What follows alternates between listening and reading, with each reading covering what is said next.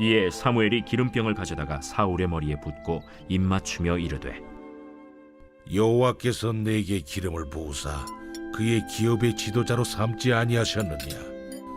내가 오늘 나를 떠나가다가 베냐민 경계 셀사에 있는 라헬의 묘실 곁에서 두 사람을 만나리니 그들이 내게 이르기를 내가 찾으러 갔던 암나기들을 찾은지라.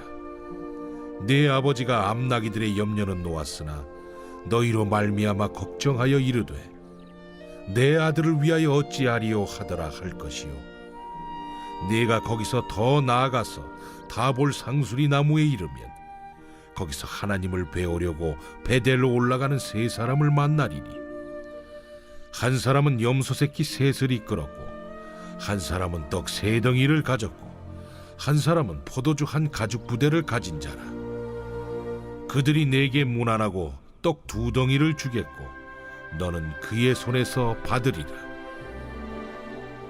그 후에 내가 하나님의 산에 이르리니 그곳에는 블레셋 사람들의 영문이 있느니라.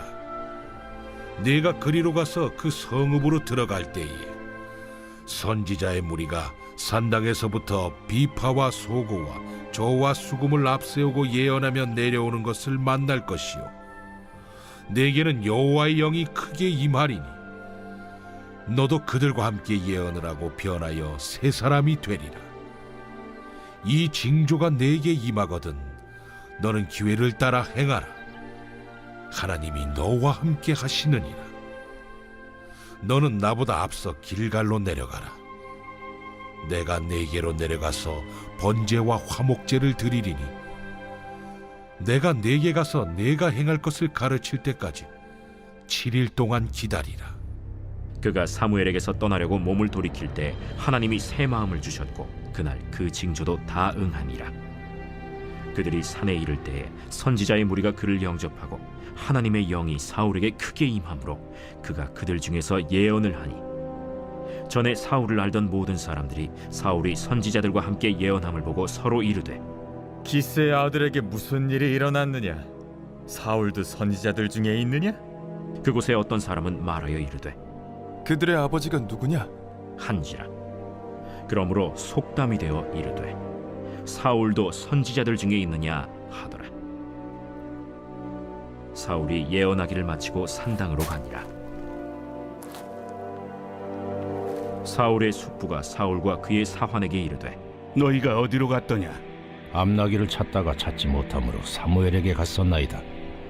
청하노니 사무엘이 너희에게 이른 말을 내게 말하라. 그가 암나기들을 찾았다고 우리에게 분명히 말하더이다. 하고 사무엘이 말하던 나라의 일은 말하지 아니하니라. 오늘 본문에서 사무엘은 사울에게 기름을 부으며 하나님께서 사울을 이스라엘의 지도자로 삼으셨음을 선포합니다. 고대 근동에서 기름 부음의 의미는 행동을 할 수 있는 권세를 부여해 주는 것을 의미합니다. 그래서 제사장, 선지자, 왕과 같은 공식적인 임직을 줄 때 기름을 붓는 일을 부어서 거룩하게 구별하는 일을 합니다. 하지만 오늘 본문에서는 사무엘은 사울의 사환을 먼저 앞서 보냈습니다. 그리고 사울을 혼자 붙잡아 둔 뒤에 기름을 부으면서 그 하나님의 백성의 지도자가 될 것이라고 되는 그 사명이 있다라는 것을 알게 해줍니다. 기름을 부은 후에 사무엘은 사울에게 그 받은 사명을 확인할 수 있도록 세 가지의 징조를 말해줍니다. 첫 번째 징조는 이제 집으로 돌아가는 길에 암나기를 찾았다는 소식을 전해줄 2명의 사람을 만나게 될 것이라는 것입니다.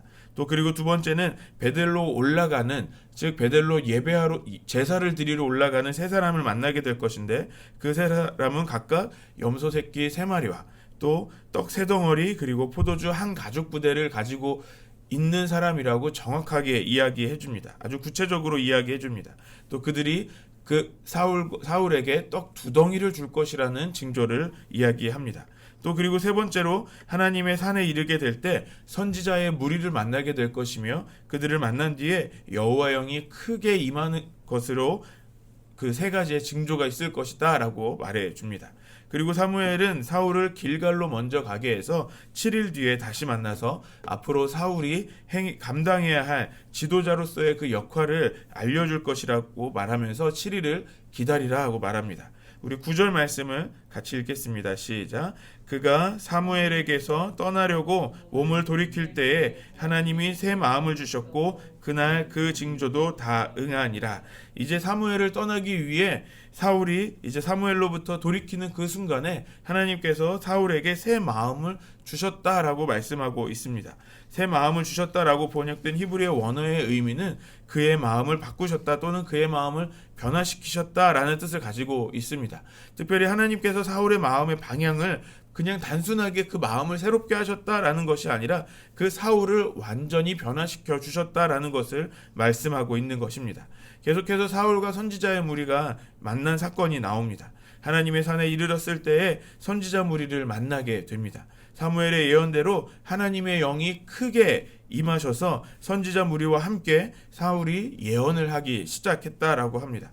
그 모습을 본 사람들이 그 사울의 모습을 보면서 놀라기 시작합니다. 이전과 완전히 다른 새 사람이 된 그 모습을 본 것입니다. 사울의 그 갑작스러운 변화를 보면서 사울도 선지자들 중에 있느냐라는 그 속담의 기원이 되었다라고 오늘 본문의 사건을 설명해 줍니다. 또 그러면서 14절부터는 이제 장면이 전환됩니다. 사울의 숙부가 사울과 사울의 사환에게 찾아와서 그동안 어디에 있었는지 어떤 일이 있었는지 이제 묻기 시작합니다. 사울은 암나기를 찾다가 사무엘을 찾아가서 물어봤다라고 말했습니다. 사무엘을 만났다는 것을 들은 삼촌은 사무엘이 그 사울에게 무엇을 말해 주었는지를 궁금해하면서 자세히 묻기 시작합니다. 하지만 사울은 암나기를 찾은 것 외에는 찾는 것에 대해서만 이야기했을 뿐이라고 말해줍니다. 사무엘이 사울에게 기름을 붓고 또 그 이스라엘의 지도자로 세우셨다라는 그 사명에 대해 이야기들은 하지 않았다는 것입니다. 오늘 본문을 통해서 주목해 보고 싶은 내용은 하나님께서 하나님의 그 사명을 감당할 수 있게 해 주신다는 것입니다. 사울에게 이스라엘의 지도자로서 사명을 감당하도록 인도해 주시고 또 사명을 감당할 수 있는 능력을 주셨다라는 것입니다. 하나님께서 사명을 감당하게 하실 때는 첫 번째로 사명을 알 수 있게 하십니다. 오늘 본문 1절 말씀을 다시 한번 읽겠습니다. 시작. 이에 사무엘이 기름병을 가져다가 사울의 머리에 붓고 입맞추며 이르되 여호와께서 내게 기름을 부으사 그의 기업의 지도자로 삼지 아니하셨느냐. 사무엘을 통해 기름을 부어주시면서 그 사명을 알려주십니다. 그뿐 아니라 그 뒤에 확인하게 될 세 가지의 징조를 통해서 사울의 사명을 확신할 수 있도록 해주십니다. 우리가 하나님의 주신 사명을 하나님께서 주신 그 사명을 확인할 수 있게 해주시기를 구하는 것이 아니라 하나님이 확인시켜 주신다는 것을 볼 수 있습니다. 우리는 하나님께 기도합니다. 하나님, 나의 사명이 이것인지 알게 하여 주십시오. 나의 사명이 무엇인지 확인하게 하여 주십시오. 라고 기도하지만 그렇게 하나님을 시험하듯이 기도할 때가 있습니다. 하나님이 이렇게 해주시면 제가 사명이라고 믿겠습니다. 라고 고백하는 그런 기도입니다. 하지만 하나님의 사명을 확인하는 것은 하나님이 확인시켜 주신다는 것을 오늘 본문을 통해 볼 수 있습니다. 주님께서 여러 가지 방법으로 그것을 확인시켜 주십니다. 특별히 오늘 사울을 볼 때 성령의 충만함으로 그의 사명을 완전하게 확신시켜 주신다는 것을 보게 됩니다. 하나님은 우리에게 사명을 주시는 분이십니다. 또 그리고 우리가 그 사명을 알 수 있도록 인도해 주십니다. 하나님의 뜻과 그 방법을 보여주시는 것입니다. 그리고 성령의 충만함을 주시며 그 사명을 알게 하십니다. 두 번째로 하나님께서 사명을 감당하게 하실 때는 사명을 감당할 수 있는 새 사람이 되게 한다는 것을 보게 됩니다. 오늘 본문 6절 말씀에 선지자의 무리를 만나게 될 때 여호와의 영이 크게 임하고 예언을 말하게 되며 변하여 새 사람이 되리라 하고 말씀하고 있습니다. 새 사람이 된다는 것은 새로운 마음을 가진 사람이 되는 것이 아닙니다. 완전히 다른 사람이 된다는 것입니다. 앞서 읽었던 9절 말씀에서도 그 사무엘을 떠나려고 했을 때 사울에게 새 마음을 주시고 그날의 모든 징조를 다 이루셨다라고 말씀합니다. 하나님께서 사울에게 새 마음을 주셨다는 것입니다. 사무엘이 말한 새 사람이 되었다는 것을 말씀하시는 것입니다. 이제는 이스라엘의 지도자로서의 삶을 살기 시작하게 된다라는 것입니다. 주님께서 주신 그 사명을 받은 자의 삶은 이전과 달라진 그 삶이 된다라는 것을 보여줍니다. 특별히 그것을 완전하게 확인시켜 줄 수 있는 건 역시 하나님의 영이 크게 감동되는 것으로 하나님의 영이 충만하게 되는 것으로 그것을 볼 수 있습니다. 사울은 선지자의 무리와 함께 예언을 하기 시작합니다. 하나님은 그 사명을 감당할 수 있도록 그 성령을 통해 그 능력을 감당할 수 있는 능력을 주신다는 것입니다. 그래서 하나님의 사람들은 연약함 가운데서도 하나님의 일을 감당할 수 있는 그 힘을 얻게 됩니다.